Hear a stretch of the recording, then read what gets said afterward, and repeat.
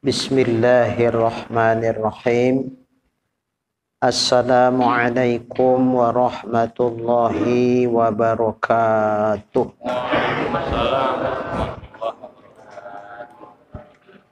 Limardatillahi subhanahu wa ta'ala wa hidayatihi wa inayatihi wa taufiqihi summa ila hadratin nabiyil mustafa Muhammadir Rasulillah sallallahu alaihi wasallam wa ala alihi wa ashabihi wa azwajihi wa ahli baitihi ajma'in thumma ila jami'i masyayikhina wa asatidhina wa mursyidina thumma hususan li muallifi hadzal kitab al-Fatihah. A'udzu billahi minasy syaithanir rajim.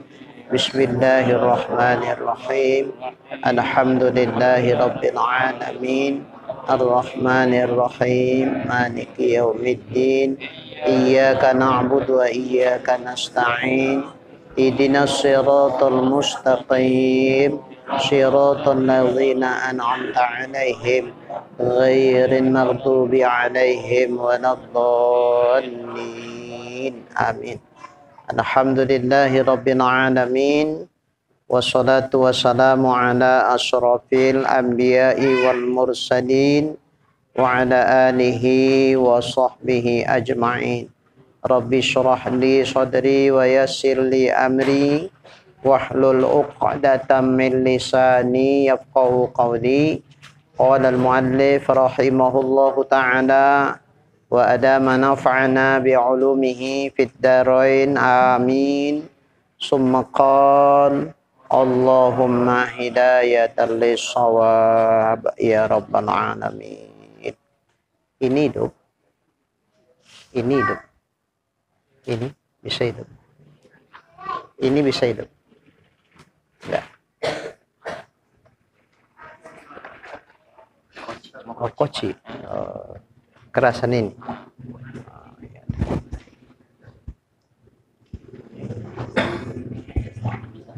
Coba.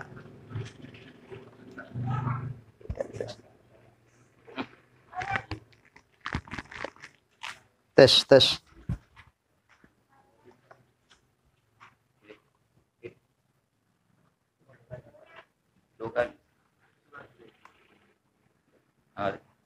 Tes. Sama aja. Tes.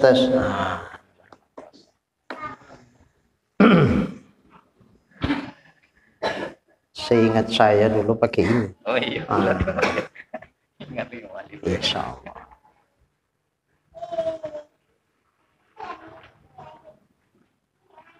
Segala puji bagi Allah yang tunggal. Tunggal maksudnya esa.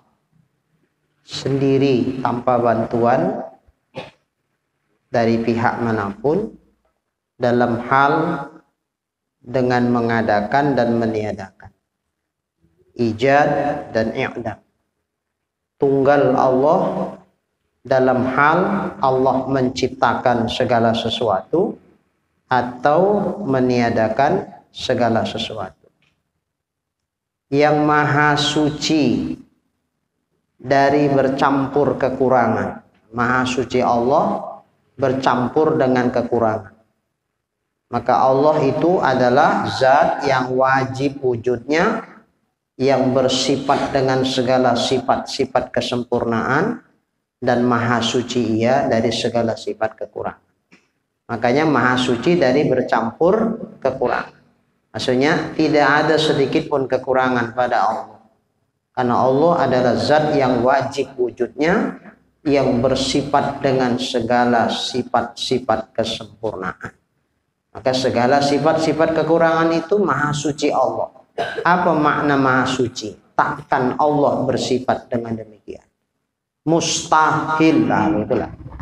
Maha suci di situ dari kekurangan, mustahil Allah bersifat dengan kekurangan. Dan lawan-lawan.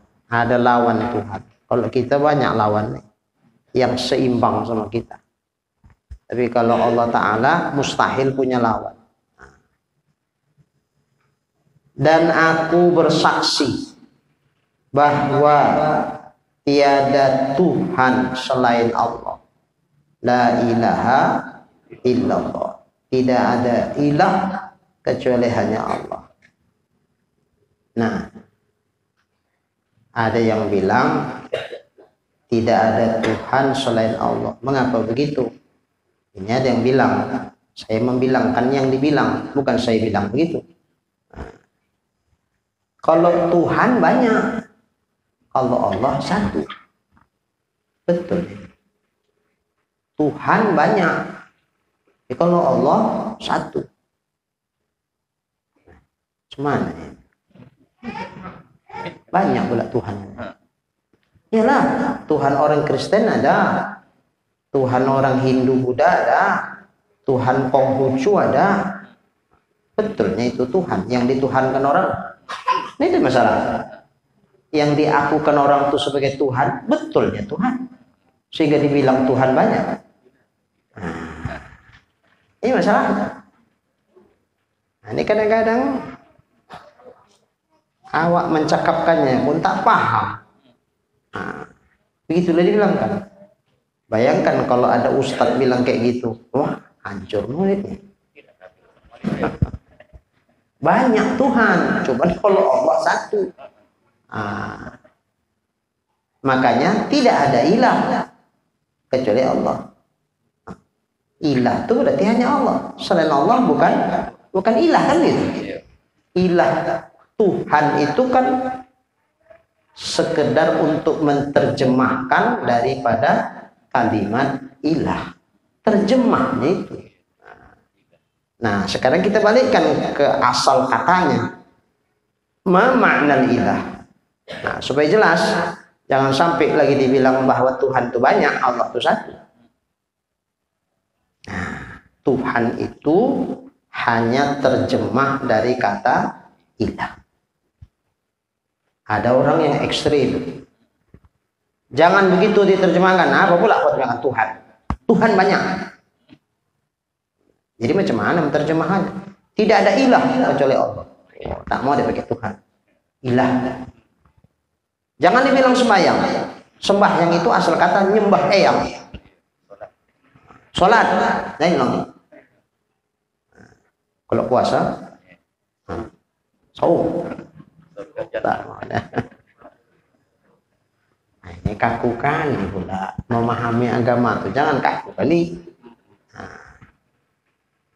Orang Islam kalau membilangkan sembahyang tak terpikir dia itu kayak orang-orang Hindu Buddha nyembah yang tak ada itu. Sama kita sembahyang itu ya sholat, asal dia sembahyang dia sholat. Nah, dia nak merubah padahal guru-guru kita, ulama-ulama kita dulu di kitab perukunan, di kitab mana-mana pun, kita Matalul Badrin, kita segala macam, tak ada bilang rukun sholat, ada rukun sembahyang. Salah lah itu ulama-ulama dulu. Kalau sholat itu tak boleh dibilang sembahyang, salah lah ulama-ulama dulu. Kita Melayu itu salah semuanya. Nah, jadi ekstrim. Jangan bilang sembahyang, sholat. Jangan bilang puasa, saum. Alah. Dah. Jadi jangan bilang Tuhan, ilah. Tidak ada ilah kecuali Allah. Ya, terserah dia lah. Awak tak mengakunya. Asal yang kita maksud Tuhan itu ilah. Terjemah dari kata ilah. Nah, sekarang apa itu ilah? Sehingga hanya Allah yang layak dikatakan ilah. Selain Allah bukan ilah. Makna ilah itu dua. Iftiqar, istighna. Iftiqar, istighna. Apa itu iftiqar? Berhajat ilaihi, kepadanya, kullu ma'adah, selain dia. Apapun dan siapapun selain dia, semua berhajat kepadanya. Yang pasti berhajat untuk diadakan. Kenapa? Karena selain Allah baharu. Apa baharu? Berasal dari tidak ada. Yang qadim cuman Allah. Selain Allah kudus, hadis, Kudus sama lain. Jangan hadis, lain lagi. Menekan bacaan itu udah berubah makna. Tulisannya itu juga ha kecil, dal, fa. Hadis. Itu masudiro anin Nabi, yang muncul dari Nabi. Qaulan, au fi'lan, au takririan. Ucapan Nabi, perbuatan Nabi, bahkan dia. Kalau hadis isim fa'il ya, itu lebih baru. Kudus itu pun sama lah. Kudus, hadis itu artinya berasal dari tidak ada. Masya Allah, sesuatu selain Allah berasal dari tidak ada. Maka disebut ya kudus atau hadis. Karena dia berasal dari tidak ada, takkan mungkin dia ada sendiri.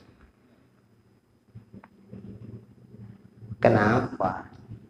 Kalau dia ada sendiri, kenapa? Mustahil. Mengapa mustahil? Dia menciptakan dirinya sendiri. Bisa pula yang ta'adu mencipta. Memandang dia yang khalik menciptakan dirinya, ketika itu dia harus ada. Karena yang tiada, bagaimana mungkin bisa mengadakan? Tapi memandang dia diciptakan oleh dirinya, berarti ketika itu dia tiada. Pada detik yang sama dia ada dan tiada. Diterima akalnya itu? Mustahil. Dia ada dan dia tidak ada pada detik yang sama. Ini mustahil. Makanya setiap yang asalnya tak ada, pasti untuk bisa menjadi ada, dia berhajat, dia butuh kepada yang menciptakan diri. Mustahil dia ada sendiri, mustahil dia diadakan oleh dirinya sendiri. Sesuatu yang berasal dari tiada, untuk dia menjadi ada atau tiada seterusnya, itu dua-dua mungkin. Jadi ikuti baik-baik ini. Si A sama si B menikah. Apa kata akal kita? Oh, si A sama si B ini bakal adanya anak orang nih. Apa kata akal kita? Mungkin. Kuraso tak kena adanya anak orang. Apa kata akal kita? Mana mungkin? Omaknya banyak anak, saudara-saudaranya banyak anak. Mana pula dia tak bisa punya anak? Tak mungkin itu. Kita bilang tak mungkin. 10, 9 anaknya paling sedikit 7, rata-rata. Giliran dia kita bilang kuraso tak kena 2 anak orang. Mana pula? Mustahil itu. Semua saudaranya punya anak. Macam boleh tak punya anak? Tak masuk di akalku. Iyalah. Orang akal dia tak mengaji, tak masuk lah. Kalau mengaji masuknya itu. Pertanyaannya kan begini, kuasanya Allah membuat orang ini tak punya anak seterusnya. Kuasa. Kalau kuasa berarti tak ada anak tuh mungkin. Mengapa? Takluk kudrat kepada yang mungkin, tidak kepada mustahil, tidak kepada yang wajib. Udah itu aja nih payah-payah. Ada orang ini bercakap lah dia, tiba-tiba lupa dia. Yang dicakapkannya lupa. Jadi dibilang orang lah, ngetesnya dia itu katanya enggak. Dia bilang lupa. Mana mungkin lupa? Dia sendiri mau bilang, masa dia lupa? Waktunya tidaknya lama, sebentar. Bukannya sampai sebulan. Kalau sebulan dicakapkannya kemudian dia lupa, wajar. Ini baru dicakapkannya, tiba-tiba dia lupa. Enggak ada itu. Kurasa mengetesnya dia itu. Tidak loh bang, tidak mengetes. Lupa katanya, udah kutanya. Tak mungkin lupa. Apa dasar abang bilang tak mungkin lupa? Dia membilangkannya. Yang kedua, tidaklah lama jarak waktunya. Masa lupa dia? Nah, mungkin itu lupa. Ya, menurut adatnya bisa lah. Adatnya memang kalau baru awak mencakapkannya, biasanya tak lupa. Itu kan adat. Nah, hukum adat itu macam mana? Ma'asihati tahallul, beserta sah terjadi perubahan. Apa maksudnya sah? Diterima akal, adat itu berubah. Adatnya memang kalau baru awak mencakapkannya biasanya tak lupa. Tapi jika Allah menghendaki untuk lupa, bisa nggak? Bisa. Itu artinya menurut akal masih mungkin dia bisa berubah, walaupun adatnya biasanya tidak lupa. Nah, begini, ada orang bilang di sini gunung yang terdekat gunung apa? Gunung yang terdekat. Tak ada gunung ya? Laut ya. Jadi kita sepakati aja lah Gunung Sibaya. Sibaya. Tahu nih ibu Gunung Sibaya kan? Tahu. Atau Sinabung lah yang meletus-letus tuh. Tak habis-habis meletus sampai kita. Kalau dibilang orang lah, Gunung Sinabung besok meletus, tidak lagi asap, tidak lagi lahar, yang keluar emas, leleh emas tuh. Wah, apalah ibu bilang? Mana mungkin? Dari zaman atau awak belum lahir, kalau namanya meletus gunung lahar, tak pernah keluar emas. Tak masuk di akal itu. Mustahil itu. Ini hati-hati nih. Mencakapkan yang kadang-kadang awak tak paham, hati-hati. Kalau kita bilang mana mungkin, mustahil. Coba kita kaitkan kepada kuasa Tuhan. Kuasa nggak Allah membuat sekali ini dirubah Tuhan. Adatnya memang gunung itu sunnatullah dibikin Tuhan meletus lahar pula yang keluar. Tapi jika Allah menghendaki untuk mengeluarkan emas, kuasa nggak Tuhan membikinnya? Kalau kuasa mungkin namanya. Karena ta'alluq qudrat itu kepada yang mungkin, bukan kepada yang mustahil. Jadi secara nggak langsung seolah, tapi dia tidak situ dikaitkannya. Seolah-olah membatasi kuasa Tuhan. Mana mungkin? Berarti tak kuasa Tuhan membikinnya. Begitunya itu seolah-olah. Cuman tak langsung itu sampai memang pikiran dia. Nah, jadi hati-hati.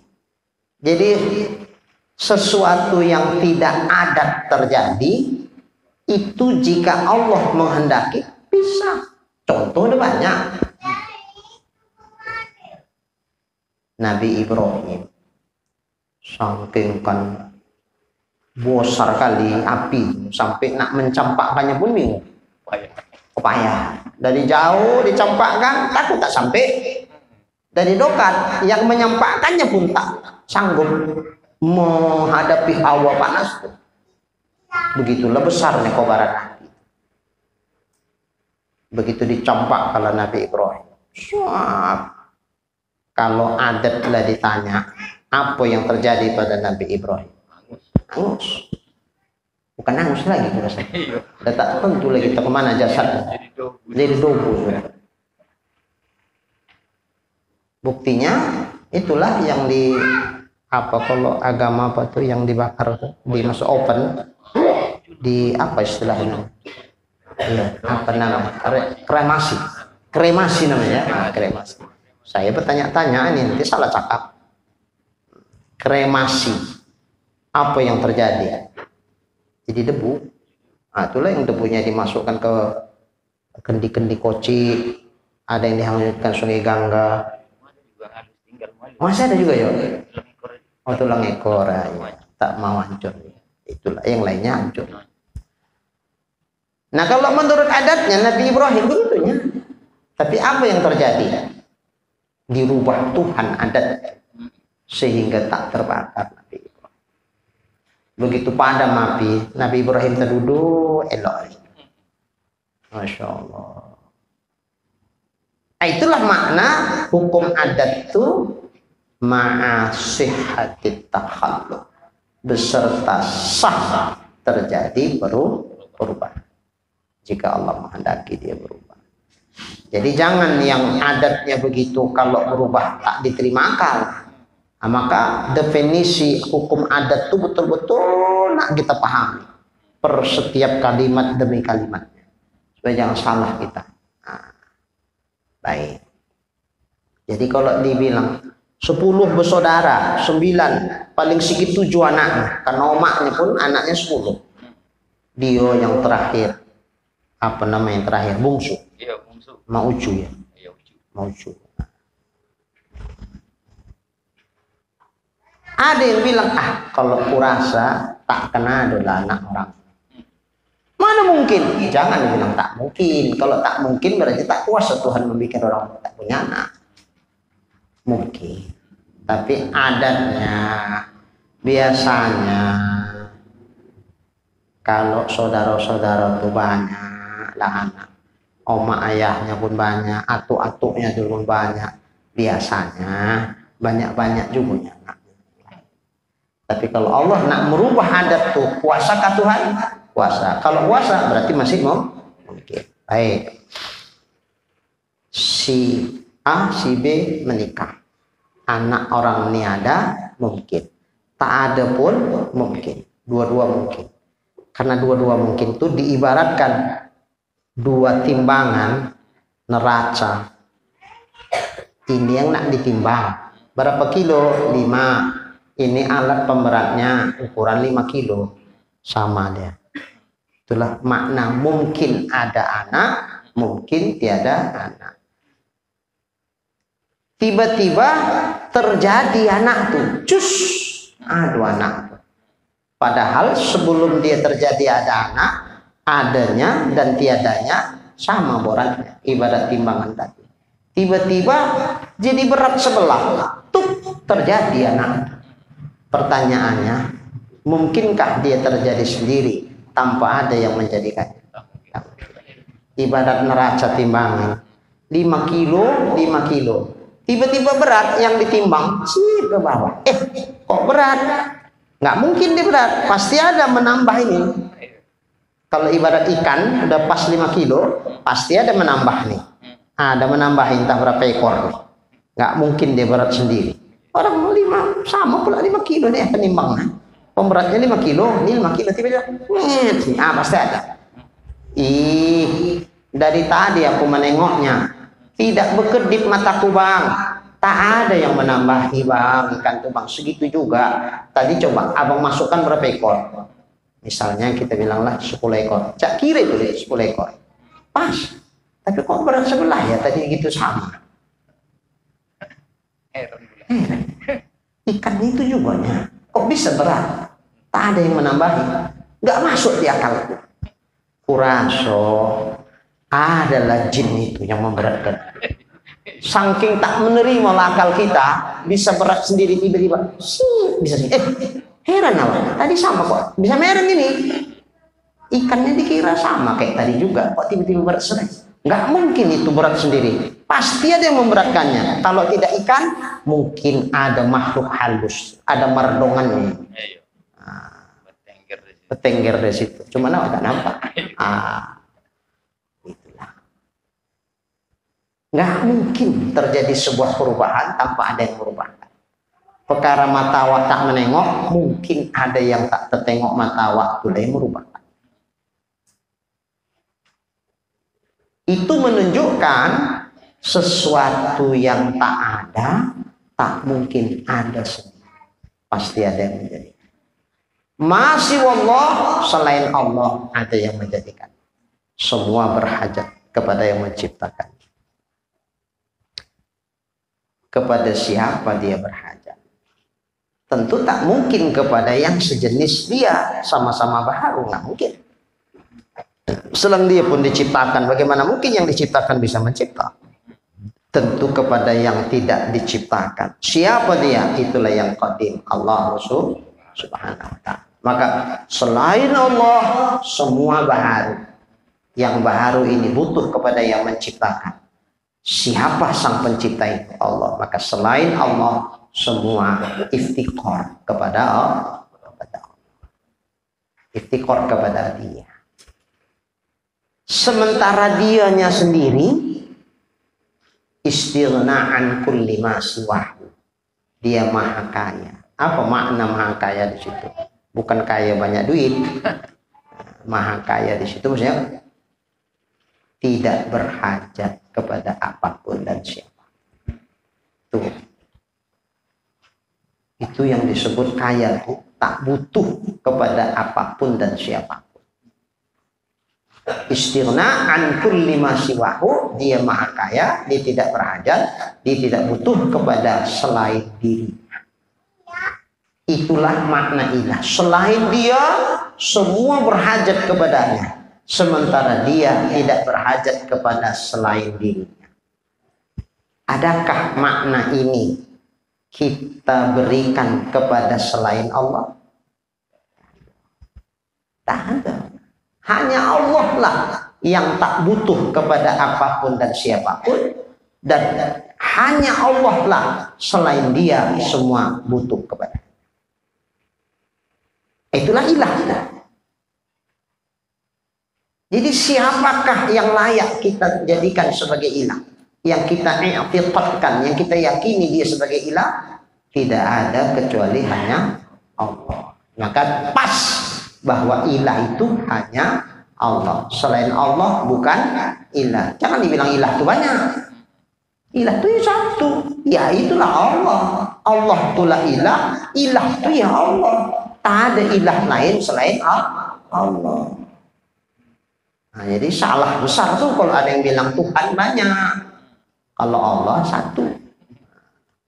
Salah. Nah, ini nak kita luruskan itu. Dan aku bersaksi. Apa makna bersaksi di sini?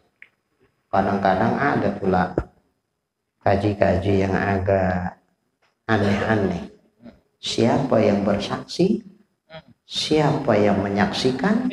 Apa yang disaksikan? Itu udah lain tuh kajinya. Kalau ada kayak kalau ada kayak itu usah diikuti loh. Nanti tahu salah. Tak sampai segitu-segitunya. Aku bersaksi maksudnya aku berkeyakinan. Aku beriktikad bahwa sesungguhnya yang ilah itu hanya Allah. Selain Allah bukan ilah. Maka ketika kita berzikir kepada Allah, la ilaha illallah, la ilaha illallah, hadirkan makna ini supaya hidup hati itu. Jadi jangan cuma di bibir, la ilaha illallah, la ilaha illallah. Kadang-kadang saking meriahnya, macam melompat-lompat sampai suaranya bergelegar ke awang-awang ke langit.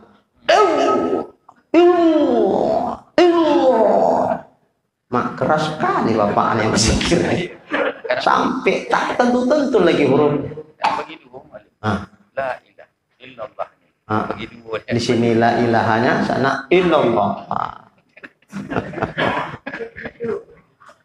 Bersaut-sautan. Jadi bukan cuman kerasnya zikir. Almarhum guru saya bilang, koras zikir itu ke dalam, bukan keluar. Kalau di luar nak menancapkannya di dalam, tak ngaku lah. Jangan di luar keras, di dalamnya lembek. Keras ke dalam itu nak menghunjabkan kalimat tauhid itu ke dalam. Illallah, la ilaha illallah. Bahwa tidak ada ilah itu cuma Allah. Yang ilah itu cuma Allah. Yang ilah itu cuma Allah. Itu yang mau kita tancapkan ke dalam. Itu yang mau kita keraskan sehingga menjadi sebuah keyakinan yang kokoh ke dalam hati, dihunjamkan ke dalam hati. Di jantung. Hati itu kalau bahasa kedokterannya jantung. Jadi qalbun. Ada yang membilangnya latifatul qalb. Tempat i'tiqad, tempat kita meyakini sesuatu. hantamkan sampai getar dia. Sampai bergetar. Bukan getar orangnya, getar di dalamnya. Wa idza dzukirallah wajilat qulubuhum. Hadirkan makna. Jadi dalam kitab-kitab yang lain disebutkan apabila berzikir la ilaha illallah atau apapun kalau tidak hadir maknanya tak ada pahalanya. Beda salawat, kalau salawat tak pun hadir hati ada pula pahalanya. Makanya nak belajarlah kita untuk menghadirkan makna itu dalam setiap kalimat-kalimat zikir yang kita ucapkan. Terutama kalimat tauhid, kalimat yang menyatakan keesaan Allah sebagai ilah. Hadirkan itu. Pahami makna ilah itu dulu. Istiqor, istighna. Setelah kita mampan memahaminya, buduk betul. Iyalah, memang Allah lah yang ilah. Selain Allah, mana pula ilah? Karena makna ilah itu istighna, istiqor. Selain Allah semua berhajat kepadanya, sementara dia sendiri tak butuh kepada apapun dan siapapun selain dia. Iya, betul itu. Allah lah itu, mana ada yang lain selain Allah yang ilah tuh. Ya, illallah la ilaha illallah la ilaha illallah la ilaha illallah. Itu dia kata. Sampai terasa nikmat, lezat di hati yang berzikir. Kenapa? Diisi, tidak kosong dia. Jadi bukan belum nak keras-keras berzikir, belum nak menancapkan kerasnya makna zikir itu ke dalam hati. Dalam bergetar